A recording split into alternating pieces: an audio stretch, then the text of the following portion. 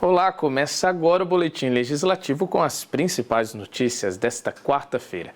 E para abrir o boletim de hoje, a gente te apresenta os destaques da última sessão, que contou com a apreciação de documentos e o debate de assuntos de interesse público durante o Pinga Fogo. Confira. O pedido por maior assistência social às famílias atingidas pelos reflexos da pandemia de coronavírus, a reforma da Previdência dos servidores municipais e a realização de ações de combate ao fluxo foram os principais temas abordados pelos vereadores durante a 38ª sessão do ano. Para minimizar os impactos da crise econômica causada pela pandemia, alguns vereadores indicaram que o município deveria usar as verbas arrecadadas por meio de impostos e repasses do governo federal no auxílio aos profissionais e famílias que perderam o emprego ou estão passando por necessidades. Um dos grupos destacados foi o dos transportadores escolares particulares. Para a classe, foi defendida a isenção do pagamento de impostos, como ISS, e também o pagamento da taxa de vistoria veicular, além da prorrogação de exigências, como o prazo para a troca de veículo. Já na área da segurança, foram apontadas ações policiais da Guarda Civil no combate aos fluxos, que são festas realizadas nas ruas, as quais, segundo a polícia, além de gerar aglomerações, são pontos de consumo de bebidas alcoólicas e drogas. Outro assunto destacado na tribuna foi a reforma da Previdência Municipal. Foram criticadas algumas mudanças que poderiam influenciar na queda do valor da aposentadoria de alguns servidores. Os vereadores ainda apreciaram uma série de documentos entre requerimentos, indicações e uma moção. A sessão na íntegra você confere no nosso canal do YouTube. E vamos agora falar de emprego? É hora da nossa agenda de serviços com as vagas de trabalho disponíveis no PAT de São José. O PAT, Posto de Atendimento ao Trabalhador de São José dos Campos, tem oportunidades de emprego para ajudante de carga e descarga, consultor de vendas, costureira, instalador de mármore e granito, mecânico de caminhões, pedreiro, professor de auxiliar de veterinário, técnico em segurança do trabalho, vendedor interno e vendedor pracista. Para se candidatar, basta comparecer ao PAT levando o RG, CPF, carteira de trabalho e o cartão cidadão. O PAT fica na Praça Afonso Pena, número 175, no centro. E como a gente viu na reportagem do resumo da sessão de ontem, alguns vereadores têm defendido medidas de auxílio para famílias e profissionais afetados pela pandemia de coronavírus. E realmente, para os trabalhadores, esse tem sido um período difícil, com muitas incertezas e dúvidas. Para esclarecer alguns pontos das relações de trabalho que sofreram uma série de mudanças por conta da quarentena, nós conversamos com uma advogada que vai nos explicar melhor como isso impactou os contratos trabalhistas e quais são os direitos e deveres dos funcionários. Em virtude da pandemia do novo coronavírus, algumas adaptações nas relações trabalhistas foram necessárias para ajudar a manter o índice de empregos no país. Entre elas está uma medida provisória que permite às empresas fazer alterações nas jornadas de trabalho e redução salarial, desde que sejam cumpridas todas as regras necessárias. Ambas essas medidas têm algumas regras em comum. Por exemplo, essas medidas elas só podem ser realizadas pela empresa mediante acordo individual ou negociação coletiva. E o acordo individual não pode ser pactuado com todos os trabalhadores. Existe uma regra aí salarial, considerando a base salarial desse colaborador. Outra regra que tem em comum seria a questão da garantia de emprego. Os trabalhadores que tiverem tanto a redução da jornada, a redução do salário, quanto a suspensão do contrato, eles vão ter direito a uma garantia de emprego pelo período que tiver acontecido essa alteração contratual e também por igual período que foi pactuado com o trabalhador assim que as atividades voltarem ao normal. Outra questão que tem gerado dúvidas entre funcionários e empregadores é se o trabalhador pode ser demitido se contrair a Covid-19.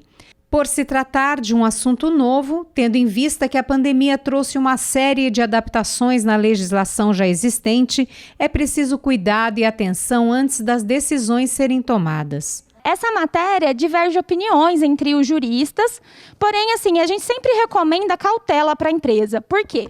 Porque esse trabalhador que contraiu o vírus, ele vai poder ingressar na Justiça do Trabalho requerendo seus direitos. A Justiça do Trabalho repudia as rescisões discriminatórias e ela entende que é discriminatória aquela rescisão de trabalhador que possui aí uma moléstia, uma enfermidade que causa exclusão social, podendo, então, a empresa ser, sim, condenada judicialmente. Porém, se a empresa tiver aí outras razões para fazer a demissão desse colaborador, por exemplo, o encerramento das atividades empresariais, eu entendo que não vai haver nenhum empecilho.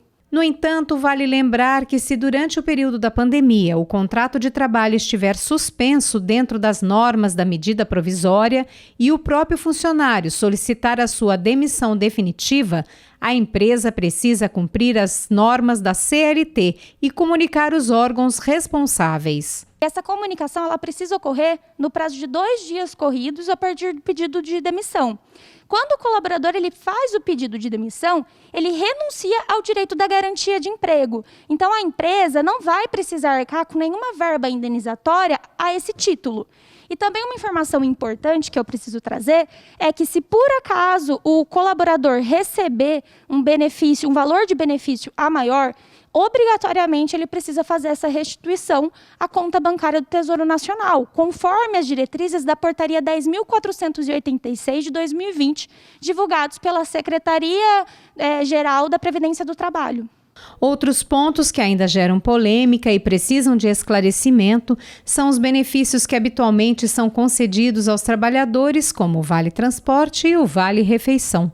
O Vale Transporte, ele é regulamentado pela CLT, ou seja, a empresa tem a obrigação de fornecer esse benefício para o trabalhador, só que esse benefício ele existe uma finalidade. Qual seria essa finalidade? É possibilitar para o trabalhador o deslocamento entre a casa e o local de trabalho.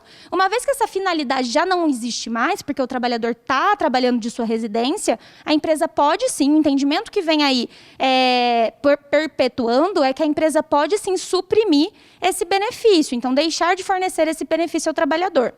Quanto ao benefício do Vale Refeição, essa matéria também diverge opiniões. Porém, ao meu ver, a CLT, no artigo 6º da CLT, ela deixa ali expressamente informando que o trabalho em empresas e o trabalho desenvolvido em domicílio, eles não se diferenciam, de modo que os benefícios fornecidos àqueles trabalhadores também são devidos aos outros. Então, eu entendo que a empresa não poderia suprimir esse benefício apenas mediante acordo individual com o trabalhador. E como você sabe, toda quarta tem aula nova no programa Educage. E hoje o assunto é português. Se você está curioso sobre o tema da aula, é só conferir o recado da professora Gabi. Olá pessoal, tudo bem com vocês? Aqui é a professora Gabi de Língua Portuguesa pelo Educage e eu estou passando aqui para te convidar a assistir a nossa aula sobre o uso dos as. Isso mesmo, esses as que tantas vezes nos confundem, não é mesmo? Mas eu estou aqui para te ajudar. Essa aula vai passar na TV Câmara às 4h30 da tarde, na quarta-feira, certo? Marque esse dia aí na sua agenda.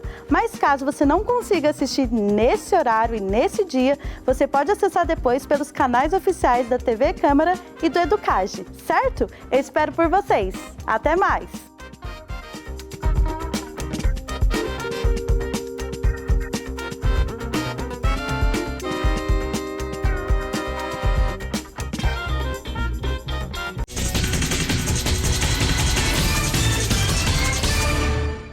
E agora você confere o número de casos de coronavírus aqui em São José no nosso boletim epidemiológico.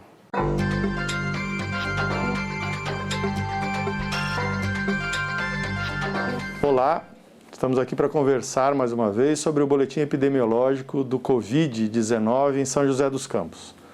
Hoje nós temos 1.165 casos suspeitos, desses 82 estão internados e 1.072 estão aguardando o resultado em suas residências.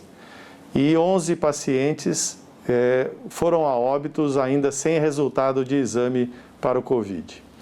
Temos 1.728 casos confirmados, desses 49 estão internados, 476 pacientes estão em isolamento domiciliar E 1.139 pacientes já têm total recuperação da sua saúde, já voltaram às suas atividades normais e, infelizmente, 64 óbitos positivos para o Covid-19.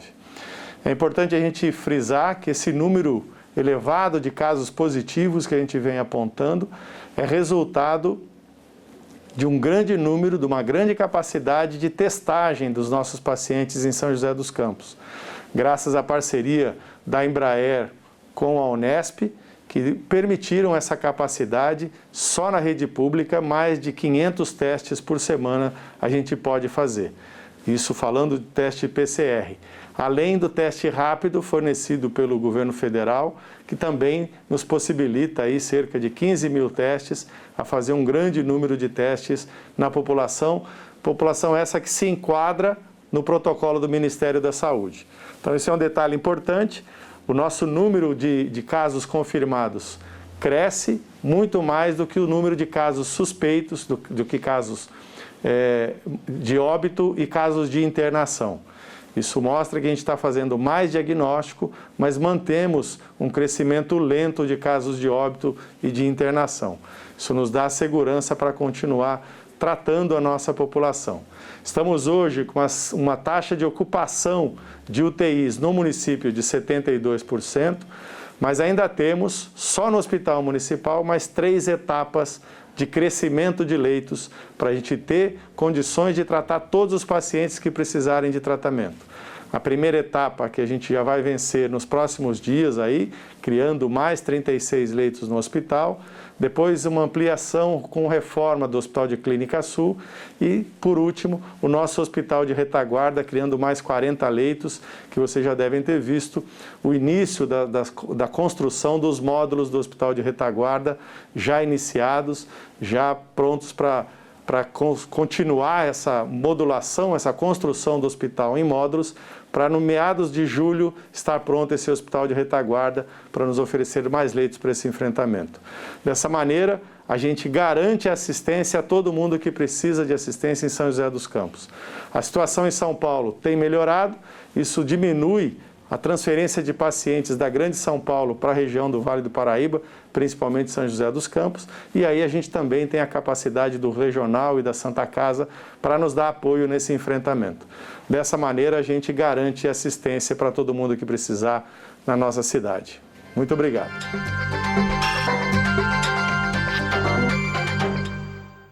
E fique com a previsão do tempo para a tarde de hoje e também amanhã, quinta-feira.